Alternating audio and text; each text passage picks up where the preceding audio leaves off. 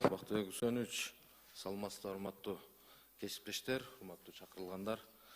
Бактияр Жеңишбекович, сиз кеңири маалымат бердиңиз, маалыматыңызды уктук. Эми жылдан жылга бир топ жылыш бар десек болот. Болгон аракетиңиздерди жасап атасыздар. Ошо менен утурлай эле бир аз кемчиликтер дагы болуп турат. Анан эми бизде буга чейин азыркы коллегалар дагы айтып кеткен бир топ эми элдин көйгөйлөрүн, жерлердеги биринчи ошол региондордогу жөнөкөй жарандардын көйгөйлөрүн угуп келип туруп, эми сиздерге жеткирип айтып коюшубуз керек.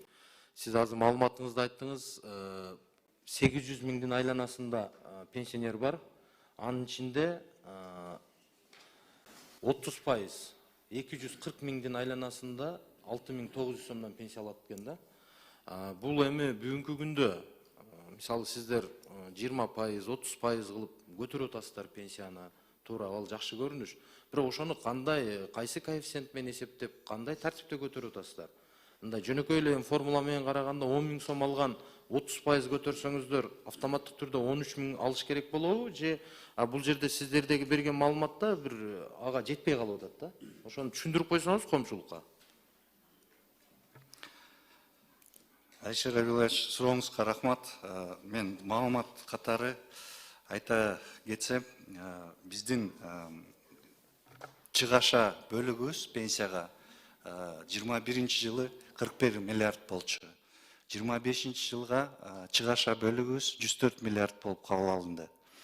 Мурда 21 жылга чейин пенсия көтөрүүгө жыл сайын кошумча 1 миллиардка жетпеген акча каралчу.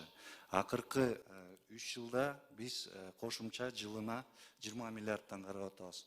Могу акыркы 3 жылда пенсия көтөрүүгө кошумча 60 миллиард сом каралды. 23 жылда ала турган болсок, камсыздандыруу бөлүгү 38%га көтөрүлдү. 22 жылы 33%га көтөрүлгөн. Мына былтыр 18%га көтөрүлдү. Анан жана пенсионердин жашоо минимумуна жеткиздик 6900-кө. Ошондо дагы кошумча 20 миллиард керектелди. Бул формуласын айта кете турган болсок, орточо айлык акы алынат, өткөн жылдыкы өсүүсү. Анан инфляция алынат. Биздики предварительный инфляция боюнча алган өсүүнү ала турган болсок, мурдакы жылдыкы 8% болгон айлык өсүү 8,1%. Инфляция болсо 5,8% болуп коюлган. Ушул эки сумма кошулат дагы экиге бөлүнөт.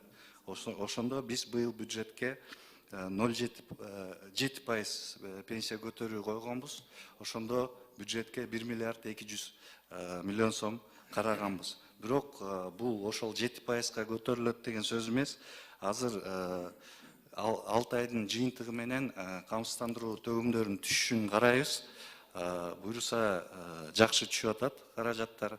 Буюрса 7%-тан көп көтөрөбүз пенсияны 1 октябрдан баштап. Рахмат.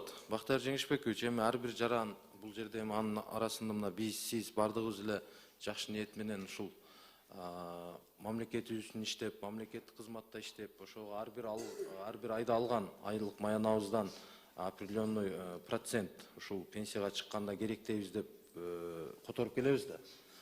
Анан ушул жерде мисалы сиздердин фондуңуздарда ал акча чогулат, ар бир адамдын өзүнүкү. Ошол киши мисалы пенсияга чыккандан кийин же болбосо пенсияга чыкканга чейин деле ошо топтолгон акчасын алса болобу, кандай тартипте алса болот? Мамлекеттик топтомо пенсиялык фонддогу каражаттарын жарандарыбыз кийинки учурларда алса болот. Жаран бөлөк мамлекетке ПМЖ кетип аткан учурда толук алып кетсе болот. Жараныбыз пенсияга чыккан учурда толук алат. Жараныбыз жана мамлекеттик ипотека алганда биринчи бөлүгүн төлөөгө алса болот. Кийинки киргизкенибиз менен ипотека боюнча кредит жапканга алса болот. Анан ооруларды киргизкенбиз. Бул жерде жана бөйрөк оорулары, боор оорулары, жүрөк оорулары болгондо оор формада ошол учурларда алса болот топтомо фондунан. Анан жараныбыз каза болуп калган учурда бул үй бүлөсү алса болот ал каражатты, мураскерлери. Рахмат.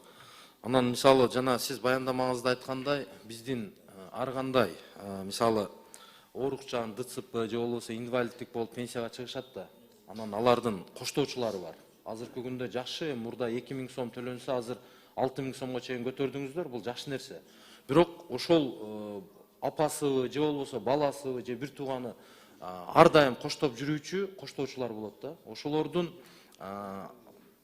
кошумча каражат канчадан төлөнүп атат азыр?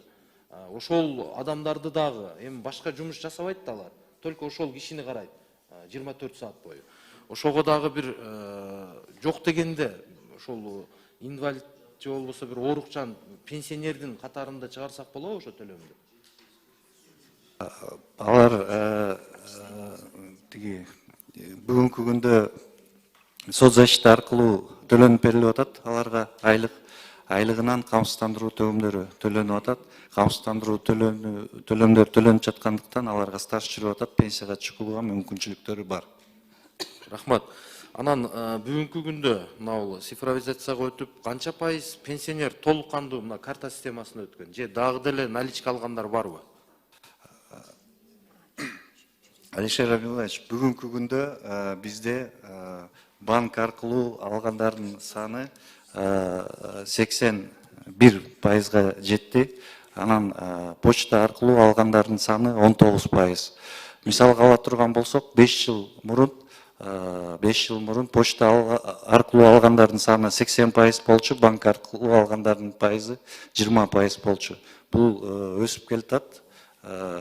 Бул көрүнүш Ош шаары менен Бишкек шаарынын пенсионерлери почта аркылуу алып атышат. Булар пенсия алган күнү ошол жерден бири менен жолугуп, ошо ал пенсионерлер карточкага өтпөй атышат да. Именно ошол почта аркылуу алабыз деп. Рахмат. Бактияр Жеңишбекович, эми негизинен алганда сиздин өзүңүздүн тажрыйбалуу киши жетекчи катары бир топ иштерди алдыга жылдырып, жакшы алдыга жылуулар болуп атат. Анан мен сөзүмдүн аягында сунуш катары сизге бир-эки. Биринчи кезекте азыр айтпадыңызбы, 20% айланасында наличка алгандар бар деп. Ал деген сөз биздин ар бир райондогу айылдардагы почталар. Почтанын зданиялары азыр өтө мындай кейиштүү абалда да, көп жагынан каралбай калды. Ошого да көңүл буруп, эми мурдага караганда бир топ капчыгыңыздар кеңейип, акча бар. Аракет эле болуп, жергиликтүү бийлик менен же болбосо мына республикалык бюджеттен алардын дагы ошол жердеги почта кызматкерлерин, айылдардагы пошталардын мекемелерин бир сыйра ремонт кылып, же болбосо жаңыдан сала турган бир программаны да иштеп чыксаңыз. Анан экинчи сунушум, биздин мына Кара Суу районунда көпчүлүгү мында тоолуу аймактар дагы бар да, бийик тоолуу деңиз деңгээлинен 1800-2000 метрге чейинки бийик тоолуу аймактардагы жарандарыбыз бар. Ошолорду дагы райондук жетекчилер бир катар инвентаризация кылып, карап, кээ бир жерлер бар, мисалы бири-бирине мындай карама каршы эле турган айылдар бар, бир жагы кирип калган, бир жагы кирбей калган, талаш тартыштар көп да, ошол жерде сунуштар бар. Ошону дагы бир катар карап койсоңуздар, жалпысынан алганда ишиңиздерге ийгилик, дагы пенсияларды көбүрөөк көтөрүп, пенсионерлерибизди сүйүнтүп жүрө бериңиздер. Рахмат.